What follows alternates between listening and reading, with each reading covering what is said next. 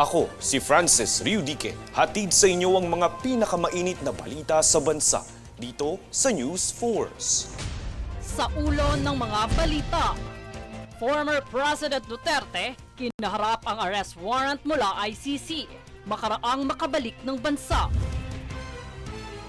Rollback sa produktong petrolyo, epektibo ngayong Martes.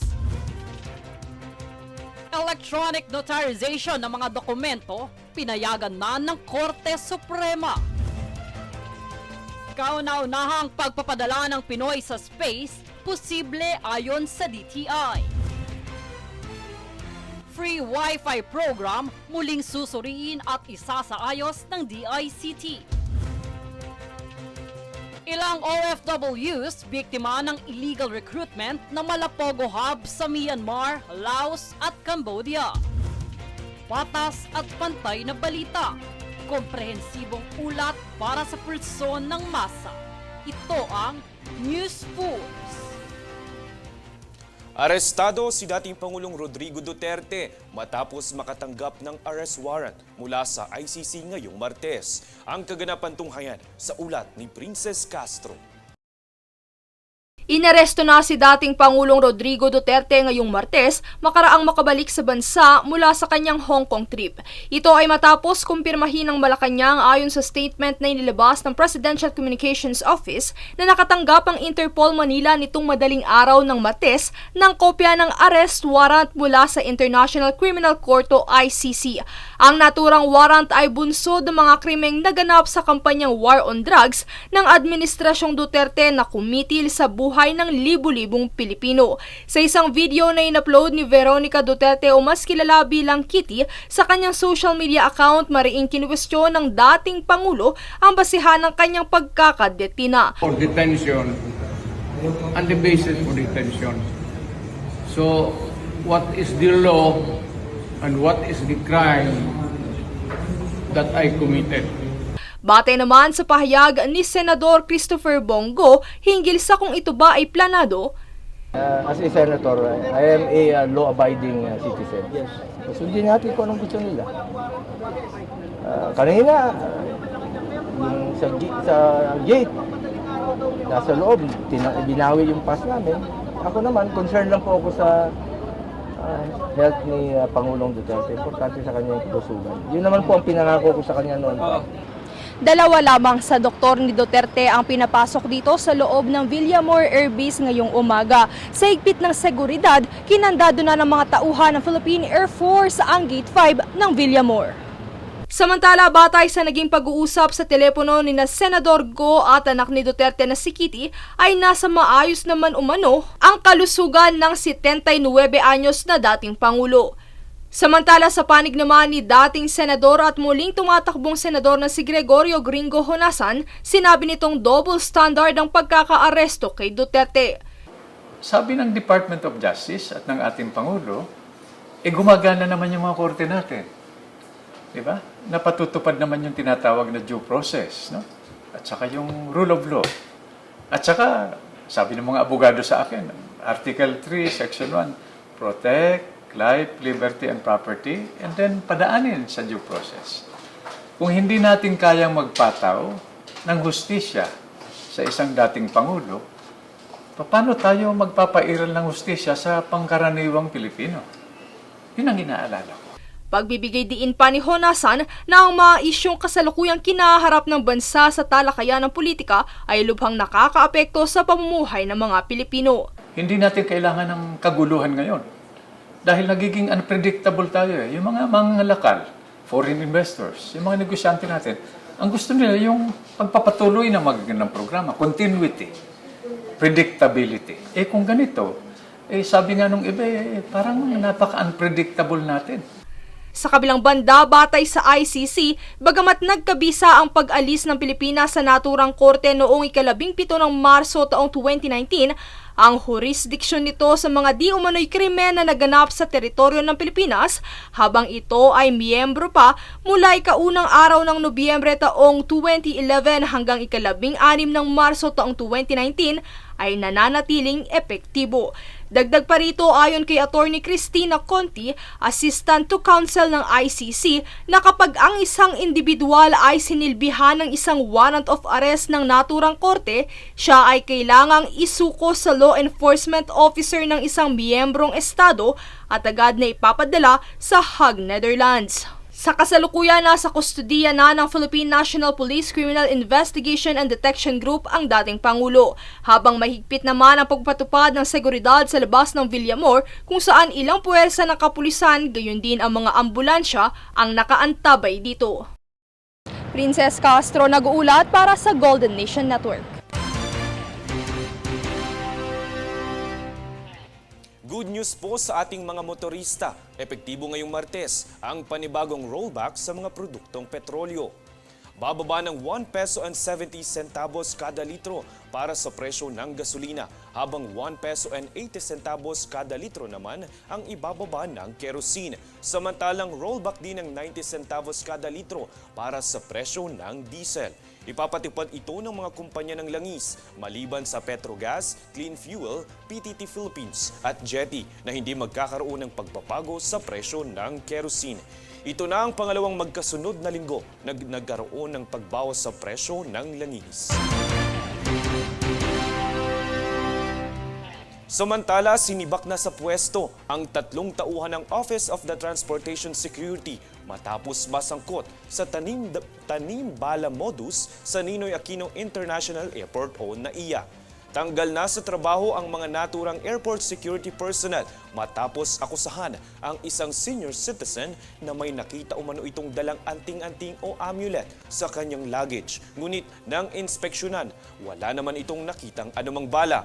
Ipinost ng biktima ang kanilang karanasan sa NAIA at nag-viral kung saan sinabi ng biktima na halos maiwan sila ng kanilang flight patungong Vietnam dahil dito. Kaugnay nito, sinisiguro naman ni Department of Transportation Secretary Vince Dizon na kakaharap sa administrative charges ang 3 OTS officers matapos ang investigasyon. Umalma naman ang Department of Foreign Affairs o DFA sa naging pahayag ng China na scripted umano ang mga naging ganap sa South China Sea. Panawagan pa ng DFA, itigil ang mga aksyon na lalo pang magpapataas ng tensyon sa naturang issue. Para sa detalye, narito ang ulat. Hindi sinang-ayunan ng Department of Foreign Affairs o DFA ang kamakailang alegasyon ng isang mataas na opisyal ng China na scripted umano ang mga nangyayari sa South China Sea.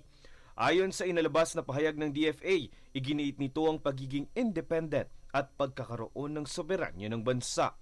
Inilarawan dito na ang desisyon at aksyon ng Pilipinas ay base lamang sa national interest at kapakanan ng mga Pilipino. Pagsalungat ito sa sinabi ni Chinese Foreign Minister Wang Yi na staged o isang palabas umano ang mga insidente sa South China Sea. Aniya ang ibang mga bansa ang nagtakda o nagsulat ng mga naging ganap sa naturang karagatan. Sa kabila nito, binigyang diin ng DFA na walang creative analogy o play of words ang mapagtatakpan ang totoong issue. Ito umano ay ang hindi pagsunod ng China sa isinasaad sa 1982 UNCLOS at 2016 Arbitral Award ukol sa pinag-aagawang teritoryo.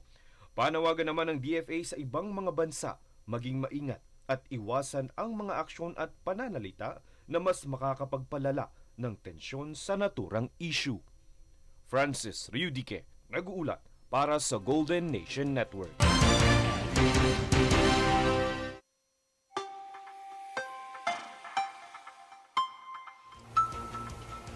Sa pagtaas o pag-init ng temperatura, dumaraing sa malaking hamon ang mga mangingisda ng bangus sa lalawigan ng Pangasinan. Ito'y dahil sa masamang epekto ng pabago-bagong panahon sa ating bansa. Tinatawag itong gataw, isang phenomenon kung saan napapadpad ang maraming isda sa mas mababaw na bahagi ng dagat o baybayin upang huminga dahil bumababa ang oxygen ng mga ito sa tubig ngayong tag-init. Napapalitan kasi ito ng mga ammonia sa halip na oxygen na kinakailangan ng mga isda. Sakaling magpatuloy ang matinding init, pinangangambahan ng mga mangingisda ang fish kill sa kanilang palaisdaan.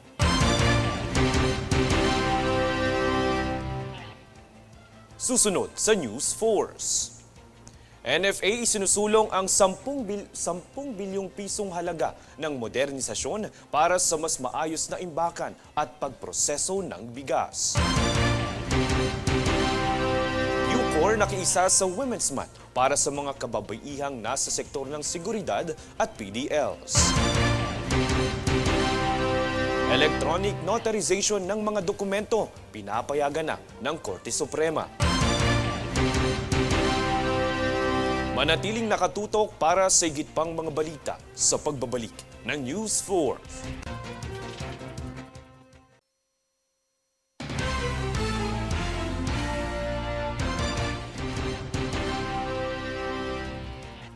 Sinimula na ng National Food Authority o NFA ang 10 bilyong pisong halaga ng modernisasyon upang mapabuti ang imbakan, gilingan at pagpapatuyo ng bigas na layong pataasin ang ani at kita ng mga magsasaka. Bahagi ng pondo ang 1.2 bilyong piso ang inilaan para sa pagsasaayos ng mga lumang bodega habang 3.2 bilyong piso naman ang gagamitin upang madagdagan ng 800,000 metric tons ang kasalukuyang storage capacity ng NFA. Ayon kay NFA Administrator Larry Lacson, ang mas malalawak at mas epektibong pasilidad ay magpapalakas sa kakayahan ng NFA na pangasiwaan ang supply ng bigas sa bansa. Ipinagdiwang ang lakas at tagumpay ng kababaihan sa bawat sektor ng seguridad sa lipunan at pati na rin ng mga person deprived of liberty o PDLs. Yan ang balitang hatid ni Jade Buhoy. Aktibong lumahok ang mga babaeng kawani ng Iwahig Prison and Penal Farm o IPPF sa pagdiriwang ng pagdaigdigang araw ng kababaihan noong 8 ng Marso ngayong taon. Pinangunahan ng pamahalaang lungsod ng Puerto Princesa ang selebrasyon na sinimulan sa isang banal na misa at sinundan sa isang parada at nagtapos sa isang programa. Sa naturang programa, ibinahagi ang iba't ibang libreng serbisyong medikal at pampaginhawa para sa mga kababaihan bilang pagkilala sa kanilang kontribusyon sa lipunan. Ang nasabing programa ng pagkilala ay may temang For All Women and Girls, Rights, Equality, and Empowerment. Ngayong taon ay nagbibigay diin sa kahalagahan ng pagkakapantay-pantay at pagsuporta sa kapangyarihan ng kababaihan, lalo na sa mga kabataang babae na itinuturing na tagapagtaguyod ng pangmatagalang pagbabago. Dito nagpahayag ng suporta ang Bureau of Corrections o Bucor sa mga inisyatibang naglalayong bigyan lakas ang kababaihan, partikular na ang mga nasa serbisyo ng seguridad. Samantala, ang aktibong partisipasyon ng mga babaeng kawani ng Bucor sa ganitong mga okasyon ay nagpapakita ng kanilang mahalagang papel sa sektor ng hustisya at seguridad. Anila patuloy na magsusulong ang IPPF ng mga programa at adhikain na nagpapalakas sa karapatan at kakayahan ng kababaihan sa loob at labas ng institusyon. Jade Buhoy, nag-uulat para sa Golden Nation Network. Pinapayagan na ng Korte Suprema ang electronic notarization ng mga dokumento. Ibig sabihin, maaari nang magpanotaryo nang hindi kailangang bumisita sa notary office. Magagawa na ang pagnonotaryo saan ka man sa bansa o nasa abroad. Pero paglilinaw ng Korte Suprema, ang mga accredited electronic notaries public lamang ang maaaring magsagawa nito. Kumpiyansa ang pamahalaan na mapapalawak nito ang access sa serbisyo sa mga nasa remote at underserved areas ng bansa.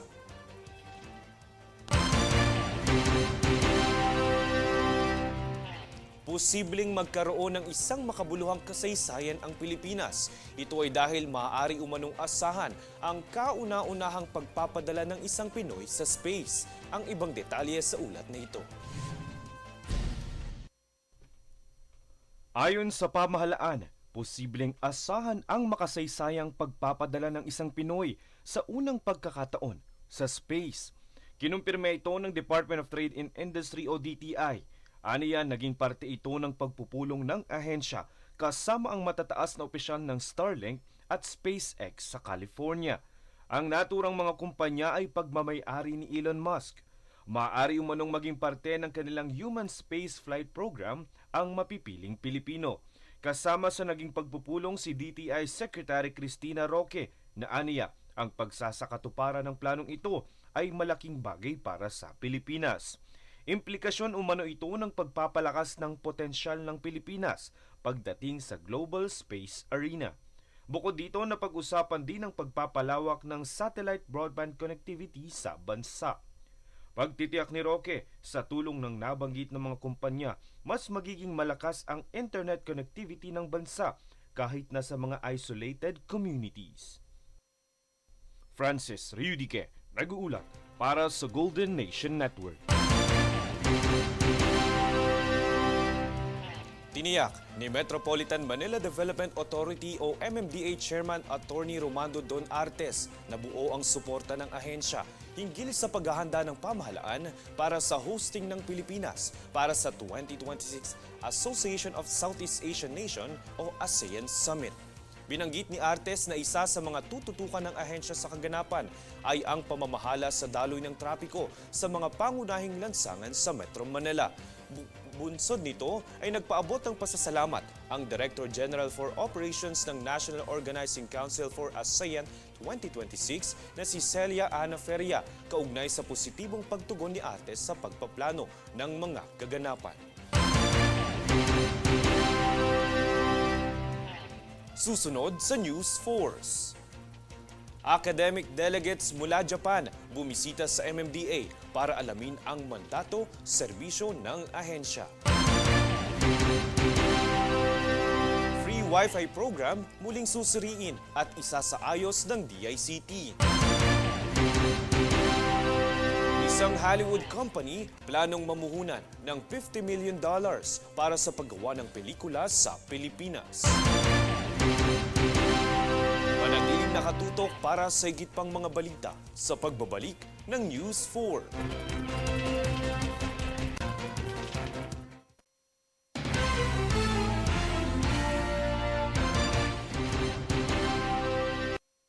Muling susuriin ng Department of Information and Communications Technology o DICT ang Free Wi-Fi program. Ito'y kasunod ng mataas na gastos at kakulangan sa kasalukuyang setup. Kinakailangan umano itong isaayos para sa mas cost-effective na diskarte. Kasalukuyang may taunang budget ang pamahalaan na 6.5 billion pesos upang mabigyan ng internet access ang mahigit 7,000 lokasyon sa bansa. Dagdag pa rito ang plano ng DICT na gumamit ng 40,000 lokasyon para sa pag-broadcast ng educational content upang mapahusay ang digital na pag-aaral sa buong bansa. Malugod ang naging pagtanggap ng MMDA sa mga delegadong estudyante mula Japan, kasama ng ilang delegado mula sa isang universidad sa bansa na nagsagawa ng academic field visit sa tanggapan ng ahensya. Tunghayan ang ulat ni Princess Castro. Ilang academic delegates mula sa Yokohama National University sa Japan ang bumisita sa tanggapan ng Metropolitan Manila Development Authority o MMDA bilang bahagi ng kanilang academic field visit sa bansa. Bukod sa kanila ay kasama rin sa mga bumisita ang mga estudyante mula sa University of Santo Tomas Graduate School. Layo ng naturang pagbisita ang malaman ang tungkol sa mandato at serbisyo ng ahensya gaya ng pagpapatupad ng mga patakaran, programa, proyekto na may kinalaman sa pamamahala sa trapiko sa Metro Manila at ilang mga inisyatibo gaya ng emergency search and rescue response sa panahon ng sakuna. Gayon din sa mga hakbang nito para mapabuti ang sistema ng transportasyon, may palaganap ang traffic safety educational system at masiguro ang maayos na transportation planning at urban design. Pinangunahan naman ng Office of the Assistant General Manager for Planning at Traffic Engineering Office ang makabuluhang talakayan ukol sa mga hakbang upang mapabuti ang daloy ng trapiko at pagpapatupad sa batas trapiko at masiguro ang kaligtasan ng motorista, pedestrian at iba pang gumagamit ng lansangan sa Metro Manila. Ayon sa mga opisyal ng ahensya, ang naturang pagbisita ng mga estudyante ay isang patunay ng matibay na pagkakaibigan at samahan sa pagitan ng Pilipinas at Japan. Princess Castro nag-uulat para sa Golden Nation Network.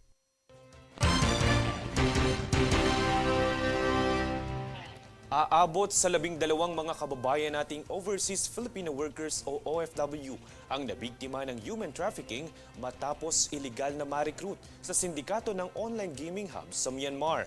Isa pa lamang sa 12 biktimang Pinoy ang ligtas ng nakauwi ng bansa, kung saan naaresto naman ang illegal recruiter nito at sumasailalim sa investigasyon upang matukoy ang salarin sa likod ng illegal na pagre-recruit ng mga Pilipino sa Myanmar, Laos at Cambodia. Sa ilalim ng modus, papangakuan ang mga Pilipino ng disenteng trabaho kung saan mataas ang sahod. Ngunit mauwi lamang ang mga ito sa pagmamaltrato sa Malapogo Hub na trabaho.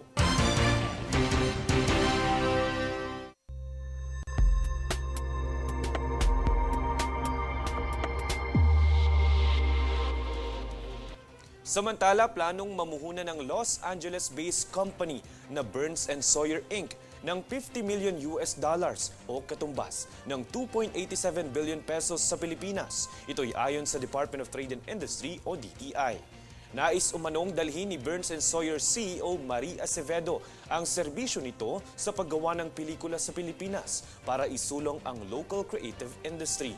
Ayon pa sa kalihim ng DTI, napakaraming malikhaing talento ang bansa. Kaya panahon na upang ilabas ang kanilang potensyal sa pagpapalakas ng kakayahan sa paggawa ng pelikula. Magandang pagkakataon na rin umano ito upang mapalawak ang kolaborasyon na pakikinabangan ng mga Filipino filmmakers, lumikha ng mga trabaho at mapalago ang ekonomiya ng bansa sa larangang ito. At narito ang recap ng mga nagbabagang balita ngayon.